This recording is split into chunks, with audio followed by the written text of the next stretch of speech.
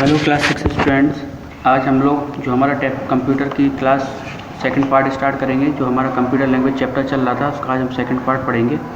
अभी हमने low level language और फर्स्ट जनरेशन लैंग्वेजेस के बारे में पढ़ा था। आज हम पढ़ेंगे असेंबली लैंग्वेज। असेंबली लैंग्वेज कौन सी जनरेशन की लैंग्वेज है? सेकंड जनरेशन की लैंग्वेज। लैंग्वेज से मतलब यहाँ पे क्यों है, ऐसी लैंग्वेज है जो हम बात कंप्यूटर समझ सकता है। हम वो वाली लैंग्वेज की बात कर रहे हैं, ठीक है। तो पहली थी मशीन लैंग्वेज और दूसरी है हमारी असेंबली लैंग्वेज। असेंबली लैंग्वेज कैसी थी? Mnemonic code and symbolic address are used in assembly language. This helps to simplify the hectic process of writing program. यानी कि जो हमारी असेंबली लैंग्वेज थी ना, मशीन लैंग्वेज में क्या होता था, जो भी हम कोड लिखते थे वो किस में लिखते थे? 0 और 1 के फॉर्म में लिखते थे। अब असेंबली लैंग्वेज ने क्या किया था, इसमें निमोनिक कोड आ गए थे। निमोनिक कोड कैसे कोड थे? यानी कि निमोनिक एंड सिंबॉलिक एड्रेस। यानी कि इसमें हमने क्या किया, 0 1 के फॉर्म की जगह पे कुछ इंग्लिश के वर्ड्स यूज़ करने लगे थे और कुछ सिंबल्स यूज़ करने लगे थे। जैसे हमें पहले प्लस का सिंबल बनाने के लिए या एडिशन करने के लिए उसका कोड लिखना पड़ता था, लेकिन अब हमें क्या करना पड़ता था, उसका हमने सिंबल का यूज़ कर सकते थे। सिंबल का यूज़ किया और उससे हम एडिशन या सब्ट्रैक्शन या डिवीजन परफॉर्म कर सकते थे, ठीक है।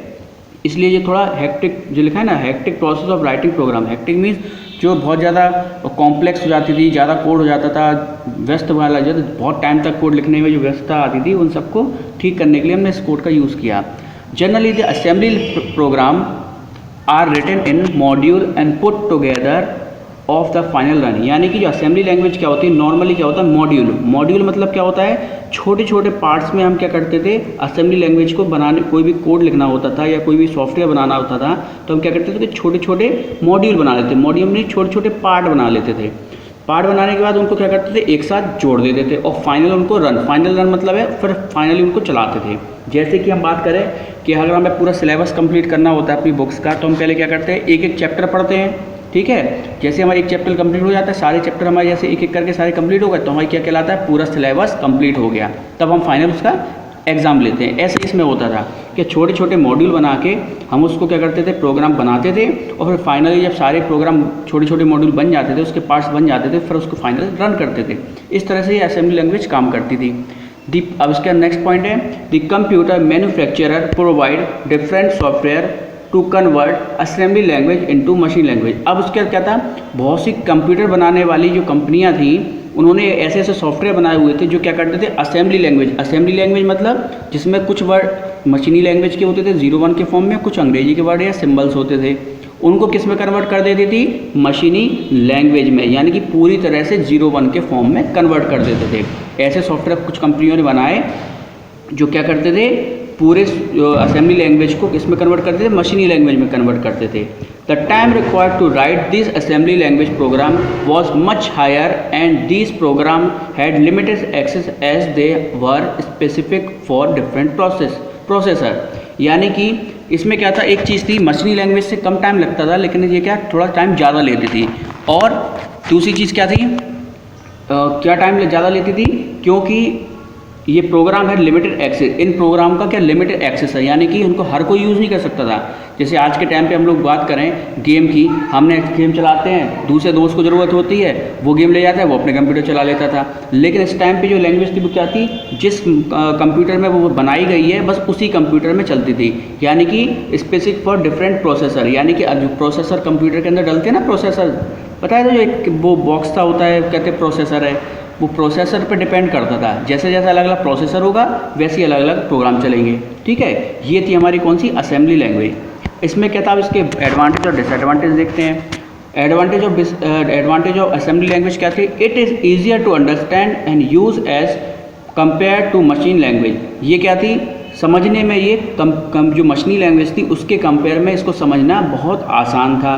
It is easy to locate and correct error. इसमें क्या था, जैसे मशीनी लैंग्वेज में बताया था हमने कि अगर उसमें कोई भी गलती हो जाती थी तो हम उसको समझ नहीं पाते थे कि कहाँ पे गलती है, क्यों पूरी चीज़ किस में लिखी हुई थी, 0 1 के फॉर्म में लिखी हुई थी, 0 1 के फॉर्म में।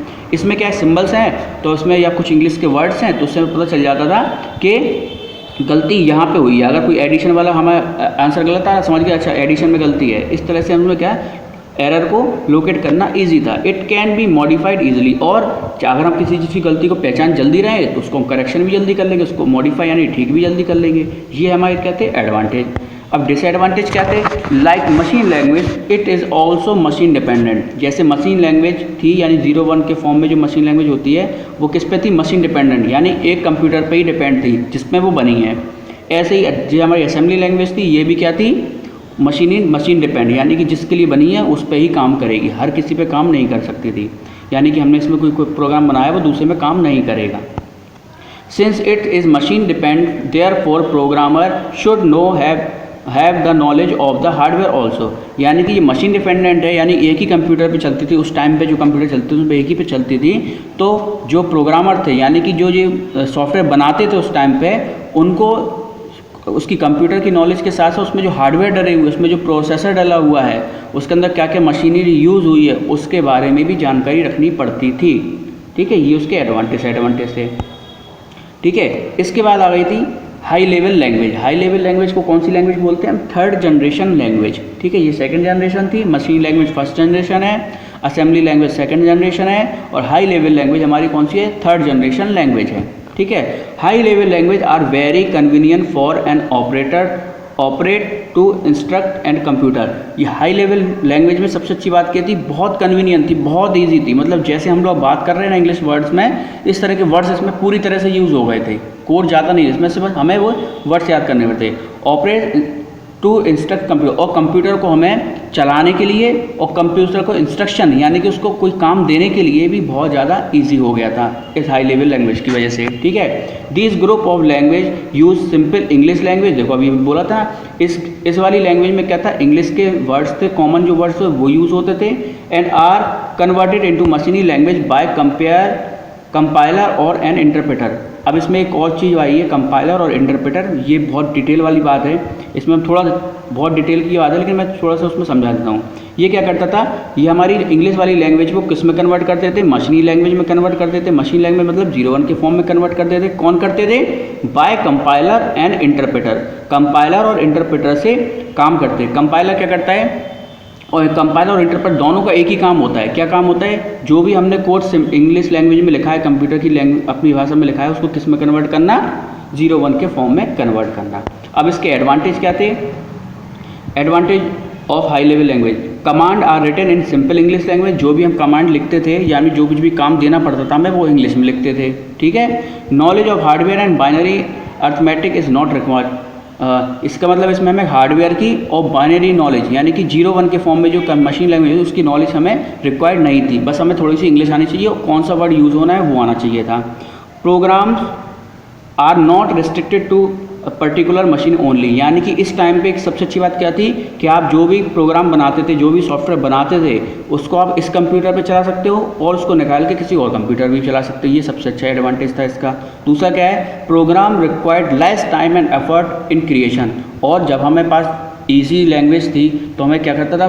सॉफ्टवेयर को या प्रोग्राम को बनाने के लिए कम टाइम लगता था और कम एफर्ट लगता था उसको बनाने में। एफर्ट मीन्स ज़्यादा मेहनत नहीं करनी पड़ती थी। इस तरह से हम हाई लेवल लैंग्वेज में प्रोग्राम डिज़ाइन करते थे। अभी तक मैं आपको ये दोनों टॉपिक क्लियर करने, इसमें अगर आपको कोई प्रॉब्लम होती है तो आप मुझसे मैसेज करके पूछ सकते हैं। ठीक है, थैंक यू।